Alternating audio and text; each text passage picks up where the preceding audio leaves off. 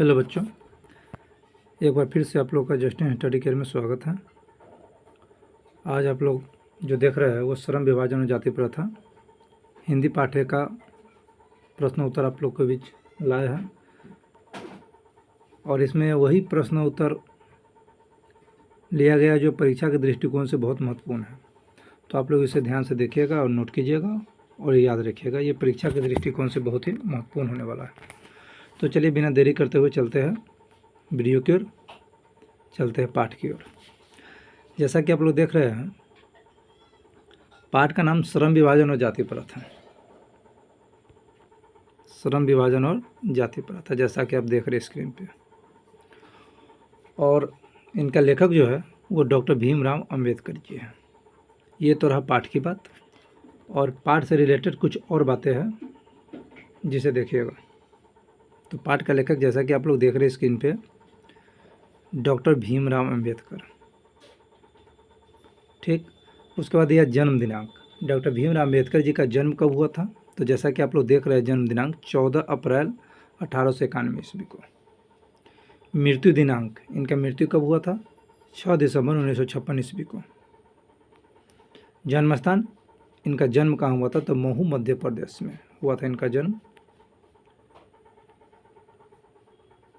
उसके बाद देखिएगा मृत्यु स्थान, इनका मृत्यु कहाँ हुआ था? जब ये मरे थे तो जगह कौन सा था? इनका मृत्यु स्थान हो गया नई दिल्ली। जैसा कि आप लोग देख रहे हैं इनका मृत्यु हुआ था नई दिल्ली में। चलिए, इनका माता का नाम भीमाबाई और पिता का नाम रामजी मालोजी सकपाल इनके पिताजी का नाम था।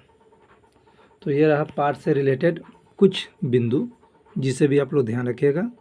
अब आते हैं पाठ की ओर, जहाँ पे ऐसे प्रश्नों को रखा गया है जो परीक्षा के दृष्टिकोण से बहुत ही महत्वपूर्ण होने वाला है। तो देखिएगा, पहला प्रश्न देखिएगा क्या है। प्रश्न है, लेखक किस विडंबना की बात करते हैं? विडंबना का स्वरूप क्या है? ये था प्रश्न, और इस प्रश्न का जो उत्तर होगा, जैसा कि आप लोग देख रहे हैं इस प्रश्न का उत्तर क्या है। लेखक महोदय आधुनिक युग में, यहाँ देखिएगा,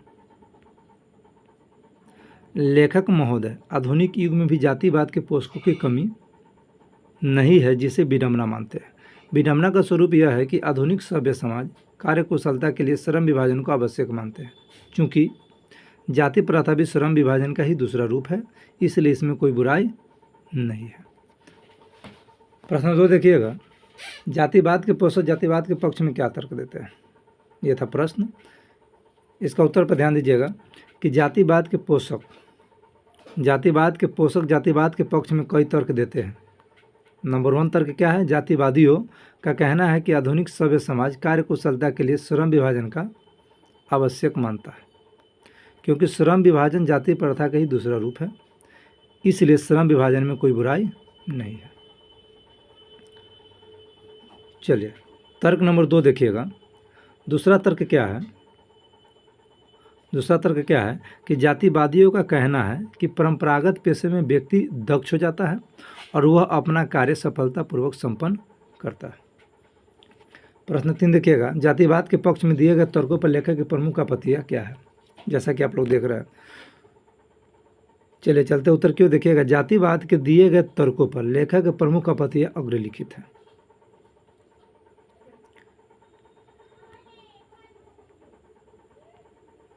नंबर 1 में देखिएगा, लेखक के दृष्टि में जाति प्रथा गंभीर दोषों से युक्त है, जैसा कि यहाँ देख रहे हैं आप। चलिए, नंबर 2 में देखिएगा, जाति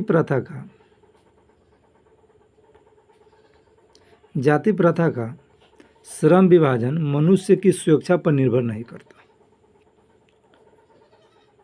तीसरी आपत्तियां देखिएगा, जाति प्रथा मनुष्य की स्वाभाविक प्रेरणा, रुचि व आत्मशक्ति को दबा देती है। आर्थिक पहलू ये अत्यधिक हानिकारक है। आर्थिक पहलू से भी अत्यधिक हानिकारक। प्रश्न 4 क्या कह रहा है? प्रश्न 4 पे देखिएगा, जाति प्रथा भारत में बेरोजगारी का एक प्रमुख और प्रत्यक्ष कारण बनी हुई है, कैसे? जैसा कि आप लोग देख रहे हैं। तो चलिए चलते हैं उत्तर की ओर। इस बॉक्स में उत्तर नजर आ रहा होगा आपको। जाति प्रथा मनुष्य को जीवन भर के लिए एक ही पेशे में बांध देती है। भले ही पेशा अनुपयुक्त या अपर्याप्त होने के कारण वो भूखे मर जाए। विकास और अकस्मात परिवर्तन के कारण मनुष्य को पेशा बदलने की आवश्यकता पड़ सकती है, किंतु भारतीय हिंदू धर्म की जाति प्रथा व्यक्ति को पारंगत होने के बावजूद ऐसा पेशा चुनने को अनुमति नहीं देती है जो उसका पैतृक पेशा न हो। इस प्रकार पेशा परिवर्तन की अनुमति न देकर जाति प्रथा भारतीय समाज में बेरोजगारी का एक प्रमुख और प्रत्यक्ष कारण बनी हुई है। यह बहुत ही महत्वपूर्ण प्रश्न है। यह इस उत्तर को आप लोग ध्यान से नोट कर लीजिएगा और याद कर लीजिएगा इसको। चलिए चलते प्रश्न 5 की ओर। इस बॉक्स में आपको प्रश्न 5 दिख रहा होगा। प्रश्न 5 को गौर से पढ़िएगा। प्रश्न 5 को गौर से देखिएगा। लेखक आज के उद्योगों में गरीबी और उत्पीड़न से भी बड़ी समस्या किसे मानते हैं और क्यों? तो चलिए उत्तर की ओर ध्यान देते हैं।